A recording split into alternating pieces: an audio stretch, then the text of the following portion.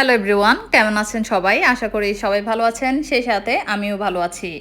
আজকে আমি আপনাদেরকে দেখাবো খুবই সুন্দর একটা প্রিন্সেস কেক। আর কেকটা হবে হাইট কেক। আপনারা সবাই জানেন বর্তমানে হাইট কেকগুলোর অনেক বেশি ডিমান্ড। তার কারণ হচ্ছে এই হাইট কেকগুলো দেখতে অনেক বেশি সুন্দর লাগে। তবে এই হাইট কেকগুলো যখন অর্ডার আসে তখন আমরা অলওয়েজ ক্লায়েন্টকে জিজ্ঞেস করি আপনাদের ওখানে রোডটা কেমন, রোডটা ভালো কি না। তার কারণ হচ্ছে রোড যদি ভালো না হয় অনেক সময় এই হাইট কেকগুলো প্রবলেম হয়ে যায় ডেলিভারি করার সময়। তবে আমার একটা কেক একবার প্রবলেম হয়েছিল, এটা অনেক আগের আসলে। তবে তেমন একটা না, খুব হালকা নিচের ভিনটেজ ডিজাইনের একটা কেক ছিল। ভিনটেজ ডিজাইনের নিচে যে বর্ডারটা ছিল ওইটাতে একটু প্রবলেম হয়েছে, কিন্তু আমার ক্লায়েন্ট উনি কিছু বলে নাই। উনি তখন ফার্স্ট কেক অর্ডার করেছিল এটা, এরপরও আমার থেকে এখনও উনি অনেক বেশি কেক অর্ডার করে। প্রায় প্রত্যেক মাসে একটা হলে কেক উনি আমার কাছ থেকে অর্ডার করে। তো যাই হোক, এখন মূল কথায় আসি, সেটা হচ্ছে এটা 2 শেডের কেক। প্রথমে আমি পিঙ্ক কালার লাগিয়ে নিয়েছি, এরপর উপরে আমি ব্লু কালার। এখানে কেকে যে প্রিন্সেসটা হবে এটা পিঙ্ক আর ব্লু, সেজন্য মূলত কেকটা পিঙ্ক আর ব্লু দুইটা শেডে করতেছে, কারণ ক্লায়েন্ট আমাকে এভাবে সাজেস্ট করেছিলেন। কিছুদিন আগে আপনারা দেখেছিলেন আমি একটা টুটিয়ার প্রিন্সেস কেক করেছি। মূলত ওই প্রিন্সেস কেক থেকে এটা কাস্টমার ইন্সপায়ার হয়ে ডিজাইনটা দিয়েছে।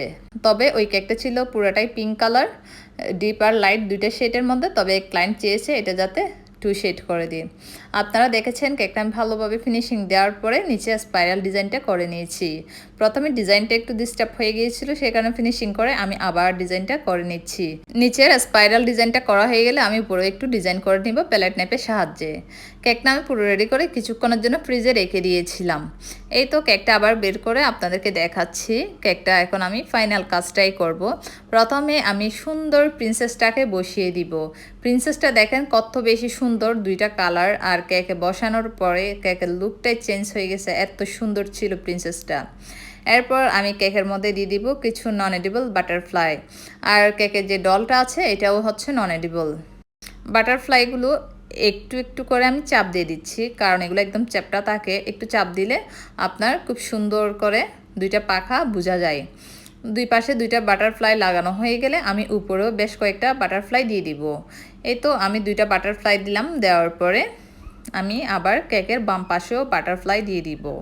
কেকের বাম পাশেও যখন বাটারফ্লাই দেওয়া হয়ে যাবে তখন আমি কেকের উপরে কিছু বাটারফ্লাই দিব স্টিকের সাহায্যে। আর এই তো এগুলো হচ্ছে ক্যান্ডি স্টিক, এগুলো আলাদা কিনতে পাওয়া যায়। তবে বাটারফ্লাইয়ের সাথে যে স্টিকগুলো আছে ওইগুলো দিলে অনেক সময় বাটারফ্লাইগুলো নড়ে যায়, তেমন একটা দেখতে ভালো লাগে না। সেই জন্য আমি এই ক্যান্ডি স্টিকগুলো আলাদাভাবে কিনে তারপর আমি বাটারফ্লাইয়ের সাথে অ্যাটাচড করে তারপর আমি কেকের মধ্যে দিই। এই তো আপনারা দেখতেছেন আমি একটা বাটারফ্লাই বসিয়ে দিয়েছি, এরপর আরেকটা দিচ্ছি। এখন দুইটা বাটারফ্লাই যখন উপরে দেওয়া হয়ে যাবে আমি উপরে একটা বার্থডে টপার দিয়ে দিব। আর বার্থডে টপারটা মাঝখানে দেওয়ার পর আমার কেন জানি মনে হচ্ছে কম ভালো লাগতেছে, সেই জন্য এটা আমি তুলে নিব, নিয়ে সাইডে দিয়ে দিব। এই তো দেখতেছেন সাইডে দেওয়ার পর একটু বেশি সুন্দর লাগতেছে। এরপর আমি বাটারফ্লাইগুলো ঠিকঠাক মতো সেট করার পরে আমি কেকের মধ্যে দিয়ে দিব কিছু সুগার পালস, একদম মিনি সাইজের সুগার পালসগুলো সব দিকে ভালোভাবে ছড়িয়ে ছিটিয়ে দিব।